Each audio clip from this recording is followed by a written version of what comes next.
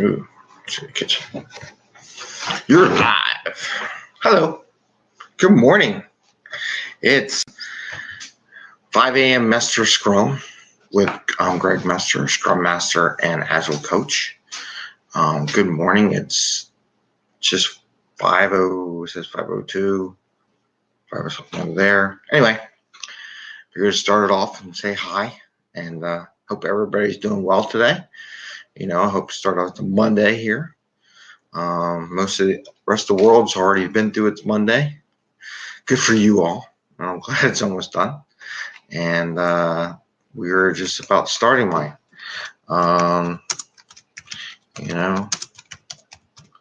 Good morning, world. Hope I can type.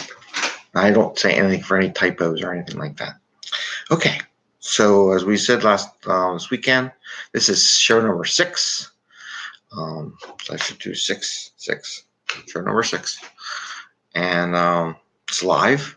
Looking for comments. The connections and people subscribing is going up. So hit the subscribe button, the like button, the little bell, and get the little vibration thing. So every time I do one of these live things, you get notice on YouTube, or you know that I did it. So that'd be great. Again, this is us sharing. There's a couple good comments on LinkedIn. I was sharing with some people. There's an idea of just sharing ideas from a Scrum Master Agile Coach perspective. No money involved, no nothing. Just me chatting. And hopefully people will give me ideas what they want to talk about, whether you do it on LinkedIn or YouTube or however you want to do it. And then I'll bring those ideas into this conversation. And in the future, who knows? Maybe we'll call my Scrum buddies 5 a.m. in the morning, wake them up and have them roll out and do a show. Maybe, who knows? Or even the people overseas, offshore in India and everything. I got to figure that out. That'll be future revisions. This is like an MVP thing. So we're just starting. Okay. So we decided we're going to go right into a couple topics. And maybe this will be a brief one because it is Monday. Stuff waking up after a long, hot days. 2 topics. I'm going to talk about a burn up, burn down chart and what people really misinterpret. And there'll be a million things we can talk about those. And one day I'll figure out how to have a whiteboard, and I'll learn how to draw backwards or something so I can share it. That's a future release. I'll have to figure that out as we go. And then talk about having fun. So with that, we'll start off, like I mentioned the other day, about it's Monday. So let's do my little networking thing right here, and I'll do it right now. So the 3 questions you asked during this networking thing. What fun did you have last weekend? What fun are you planning to have? And then what can block you from having fun? And the reason why I do this session is, 1, daily Scrum on a Monday is kind of rough. Having people think about what is fun. Like, it's not all about work, right? So the idea is asking, what did you have fun? People are like, look at me when you're in the shirt and tie and everybody's all, why are you asking about what kind of fun they had? It breaks the monotony, right? It can't be all about the work. So ask what kind of fun, because then it gives you an idea. Plus, for your coworkers and people you meet at networking events, and this is why I do it. If I were to tell you, hey, my name is Greg Mester, and I am an Agile coach, and that's what I do, and I just coach. So, okay, there's a million Scrum Masters at a meeting, right? You aren't going to know who I am, are you? No, not at all. So by doing this with fun, it gives the people a visual of something to represent you. So like me, I'm going to say, this is what I'm going to say. I'm going to do the 3 and we'll talk about it. Last fun thing I did is went to the train store with my son, while my daughter had a play date with one of her friends from school. And we bought a set of Legos, and little one, he paid for it with his own money. He earned it. He said, can I buy it with mine? I said, yep, here you go. You can buy it. Try not giving everything to him. We can talk about that in another episode too. So we played Legos together and built a Lego thing. So my fun thing was with my son, having mailed in Legos, and actually my daughter, my son later on built Legos together, and it's great because they both love to do the Legos. So it's awesome that way. And then my next fun thing is I'm going to be going down to DC to go through a course, one of the IC Agile courses, hopefully in the future to be a trainer. But we'll see how that goes. I want to do it. You know what? Because I love this stuff. And I hope it comes through. They're very joyful, happy. I like sharing what's going on. So I'm going down there just to take the class and help a friend of mine that I met through another class I took through him, and just support his effort. And we'll see how that goes. And maybe one day I'll bring that back up here to Philadelphia so people don't have to travel.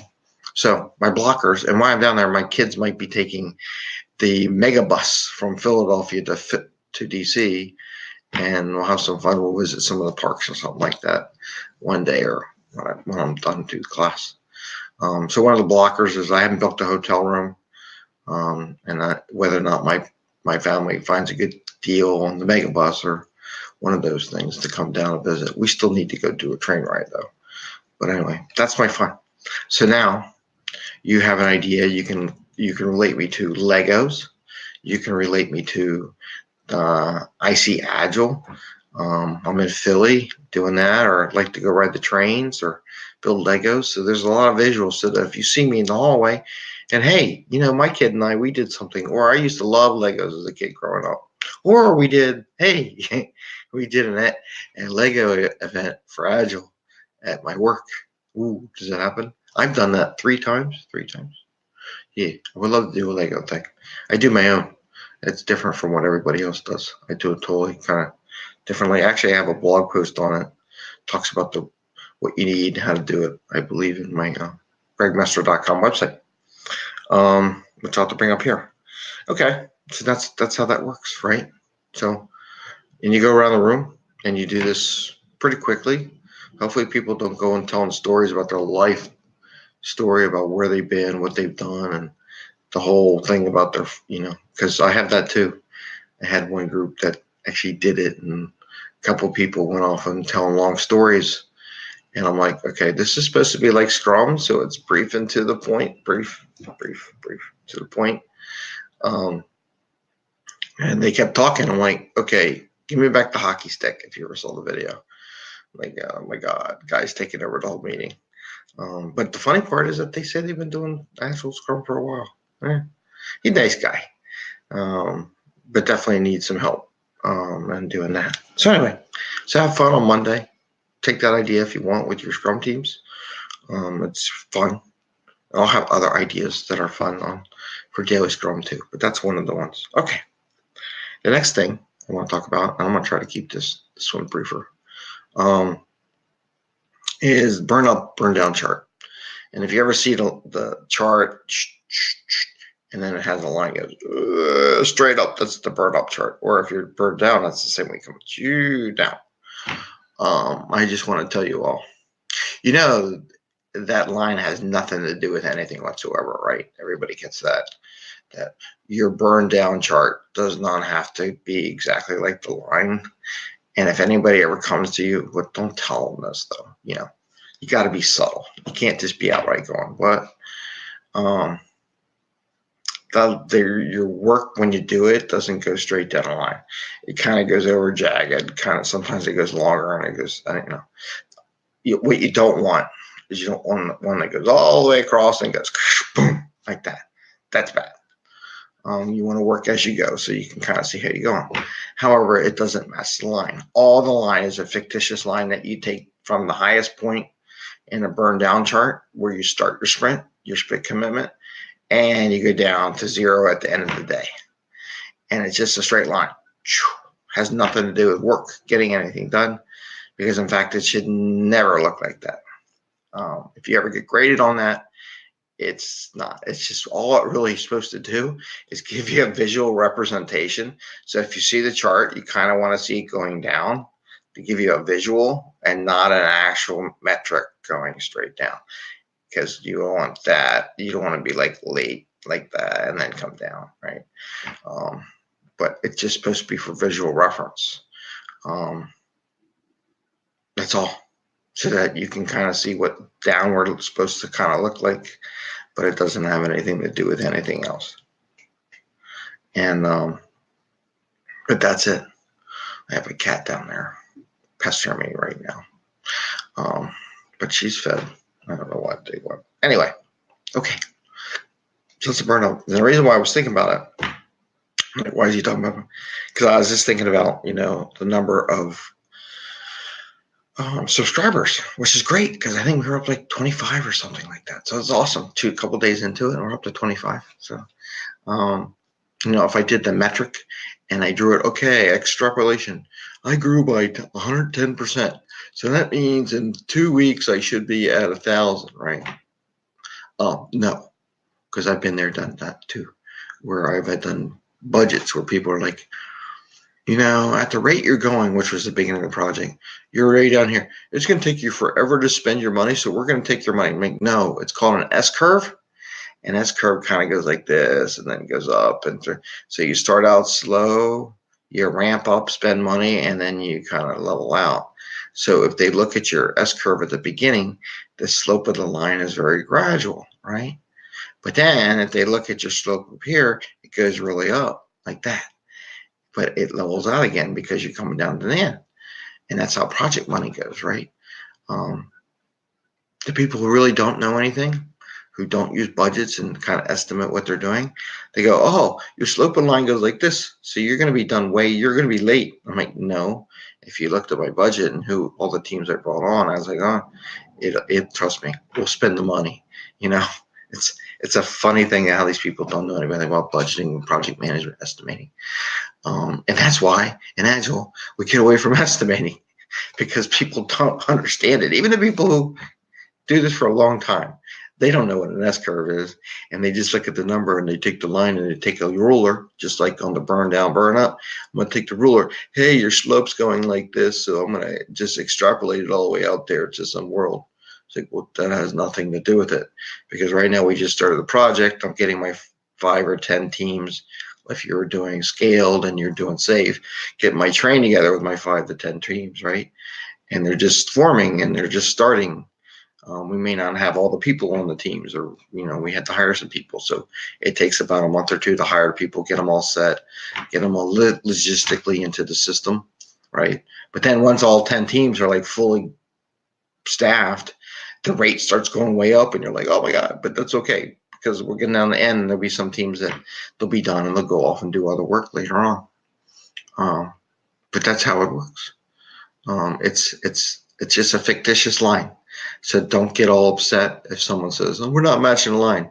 You do worry about it if you're an Agile coach, though, if your team is going straight all the way across and the last 2 days come down, right? Because that means that they're not talking and a lot of things. And we can do a whole show on what that straight line means. But I just wanted to convey, don't worry so much about whether or not your burn down chart looks exactly, or your burn up chart looks exactly like the line that's on the drawing.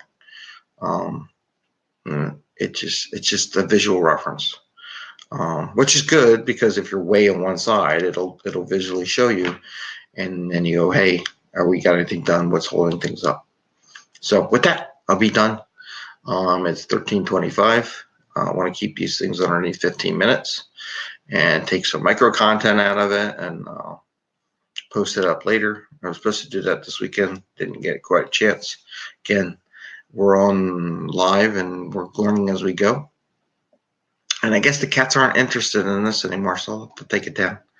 Probably as soon as they take it down, they'll probably want to get on it. Of course, it's not there anymore, so now we want to do it because we're cats. People say about herding cats and developers are kind of the same. But herding cats, cat herder. I guess also I saw on our LinkedIn profile, I'm a cat herder. Really?